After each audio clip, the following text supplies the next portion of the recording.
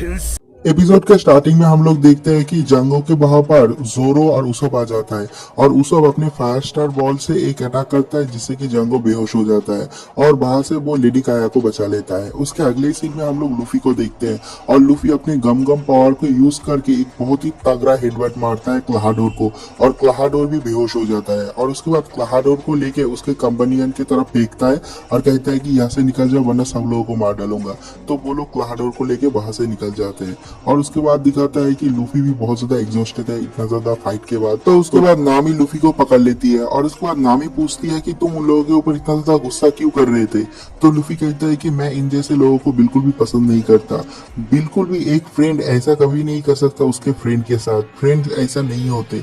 तो जो नामी होती है वो कहती है कि हाँ ऐसा नहीं होता क्योंकि सारे के सारे पायरेट्स ऐसे ही होते हैं, पायरेट्स कभी भी कोई भी अच्छा लोग नहीं होता। तो लूफी एकदम से टॉपिक चेंज कर देता है और कहता है कि मुझे भूख लगा है, मुझे मीट चाहिए और ये वाला सीन भी यहीं पर कट हो जाता है। तो उसके अगले सीन में हम लोगों को दिखाता है कि सब लोग एक जगह पे बैठा हुआ है और उसब के सामने काया और जो उसके बच्चे उन लोगों को पता चल जाता है कि उसब ने पहले से सच बोला था, उसब ने एक भी बात झूठ नहीं बोला था।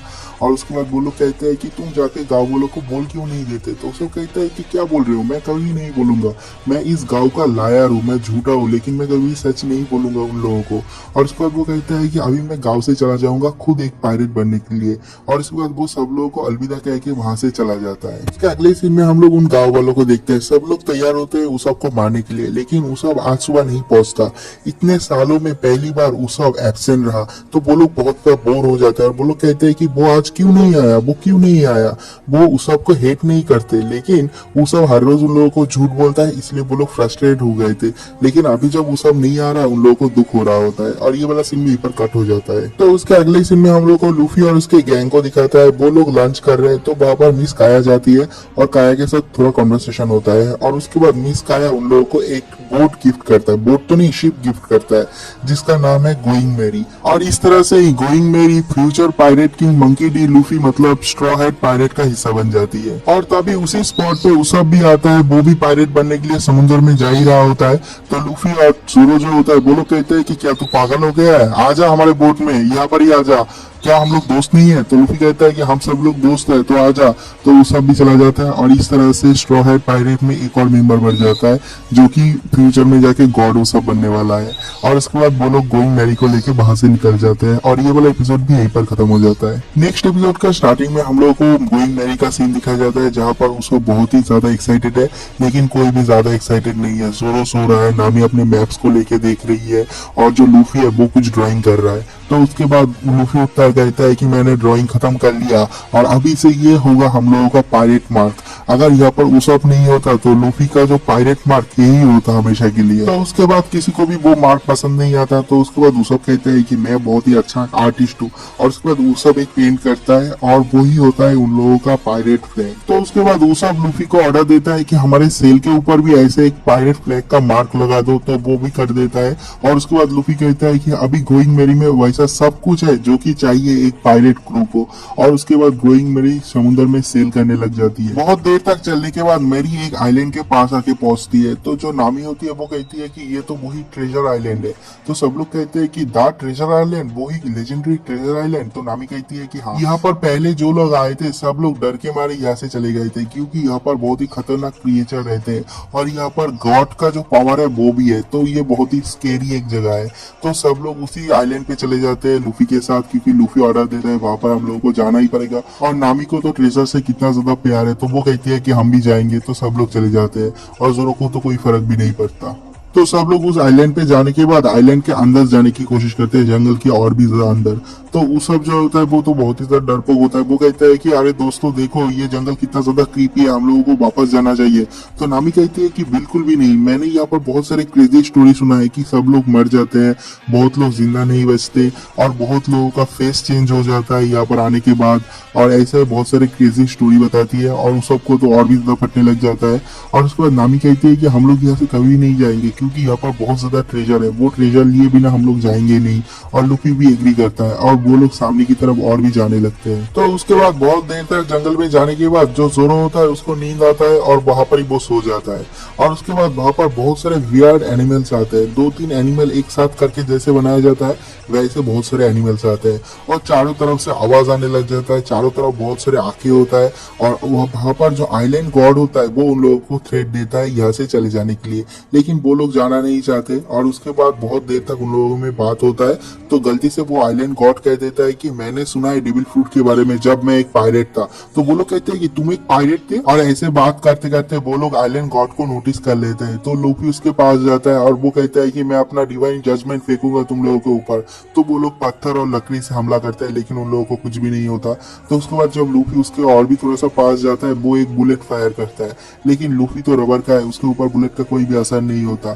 तो उसके बाद लूफी उसके पीछे पीछे दौड़ने लग जाता है और उसे पकड़ भी लेता है। देखता है कि एक बक्सा है, उसके ऊपर घास फूस है और उस बक्से के नीचे 2 पैर है, तो उसको वो लोग पकड़ लेते हैं। और उसके थोड़ी देर बाद वहां पर जोरो आता है, और जोरो आने के बाद जब उस आइलैंड डीटी को देखता है वो बहुत ज्यादा चौंक जाता है। और उसके बाद जोरो और लूफी मिलकर उस बंदे को उस बॉक्स से बाहर निकालने की कोशिश करता है, लेकिन निकाल नहीं पाता। तो वो कहता है कि मैं 20 साल से इस बक्से के अंदर अटका हुआ हूँ, मैं यहाँ से बाहर नहीं निकल सकता, ये बक्सा मेरे बॉडी पार्ट का एक हिस्सा बन चुका है। और यहाँ पर जितने सारे अजीब अजीब एनिमल्स है इन लोगों को दिखा के मैं सारे के सारे पायरेट्स को डरा के भगा देता हूँ, यहाँ पर कोई भी खजाना नहीं है। तो उसके बाद उसके साथ थोड़ी देर बात चलता है। बातचीत के बाद लूफी कहता है कि मैं पायरेट किंग बनने वाला हूँ, मेरा नाम है मंकी डी लूफी और मैं फ्यूचर पायरेट किंग बनूंगा, मैं वन पीस को हासिल करूंगा। और लूफी का ये पैशन देखने के बाद वो बंदा कहता है कि अरे तुम तो बिल्कुल भी मेरे तरह हो, मैं जब था मेरे यंग टाइम पे मैं भी तुम्हारी तरह ही था, अपने पैशन के लिए मैं कुछ भी कर सकता था। तो उसके बाद ये बंदा उसका कहानी बताना स्टार्ट कर देता है, कहता है कि 20 साल पहले मैं और मेरे पायरेट क्रू यहाँ पर आए थे द ट्रेजर को ढूंढने के लिए, लेकिन यहाँ पर आने के बाद भी हम लोगों को कुछ भी ट्रेजर नहीं मिलता। 200 लोग आके पूरे आइलैंड को सर्च करते लेकिन कुछ भी नहीं मिलता, बस एक खाली बक्सा मिलता है और कुछ भी नहीं मिलता। तो सब लोग वापस जाने की तैयारी करता है। और तभी जब ये बंदा था वो कहता है कि ऊपर की तरफ किसी ने देखा है क्या, लेकिन मुझे देखना पड़ेगा, मुझे डबल चेक करना पड़ेगा। तो वो ऊपर की तरफ चढ़ता है और ऊपर बहुत देर तक उठने के बाद जब वो एकदम ऊपर चला जाता है, ऊपर देखता है कि वहां पर बहुत सारे खजाने का बक्सा है जो कि किसी ने टच भी नहीं किया है। तो वो कहता है कि यहाँ पर तो बहुत सारे खजाने का बक्सा है, और वो ऊपर से तभी गिर जाता है, अपना पैर फिसल के, हाथ फिसल के, और ऊपर से सीधा जाके उस खाली बक्से के अंदर घुस जाता है। और तभी से 20 साल से वो उस बक्से के अंदर छुपा हुआ है, मतलब उस बक्से के अंदर अटका हुआ है। तो जब वो वापस अपने क्रूमेट के पास जाते हैं, देखते हैं कि सारे के सारे क्रूमेट्स नाव लेके सेल कर दिए, मतलब समुद्र से चले गए, दूर चले गए, आइलैंड से बहुत दूर। तो उसके बाद वो अपने क्रूमेट के पास भी वापस नहीं जा सकता और वो उस बक्से के अंदर भी ट्रैप हो गया है। लेकिन वहां पर बहुत सारे एनिमल्स है जो कि बहुत वियर्ड लुकिंग है, तो वो उन एनिमल को अपना दोस्त बना लेता है और उस एनिमल के मदद से वो बाकी के सारे पायरेट्स को डरा के भगा के यहाँ से भगा देते हैं। तो उसके बाद लूफी और नामी प्रपोज करता है कि हम लोग तुम्हारा ट्रेजर उतार देते हैं ना, तो बहुत अच्छा होगा। तो वो कहते हैं कि सच में तुम लोग मेरी मदद करोगे। तो सब लोग उस ट्रेजर के पास जाता है जहाँ पर वो सारे के सारे ट्रेजर रखा हुआ है, सारे के सारे एनिमल्स भी वहां पर जाते हैं। तो उस माउंटेन के पास जाने के बाद लूफी अपनी गम गम पावर का यूज करता है और अपने हाथ को बहुत ज्यादा बड़ा कर लेता है, और उसके बाद गम गम रॉकेट को यूज करके वो सीधा ऊपर की तरफ चला जाता है। और वहां पर जाने के बाद लूफी बहुत देर तक वहां से बाहर नहीं निकलता। तो सब लोग नीचे टेंशन कर रहे होते हैं, लूफी आ क्यों नहीं रहा, वो इतना टाइम क्यों लगा रहा है। नामी भी बहुत ज्यादा परेशान हो जाती है। तो लूफी आता है और आने के बाद कहता है कि मुझे ट्रेजर बॉक्स मिला है, यहाँ पर 6 ट्रेजर बॉक्स मिला है, एक नहीं 6।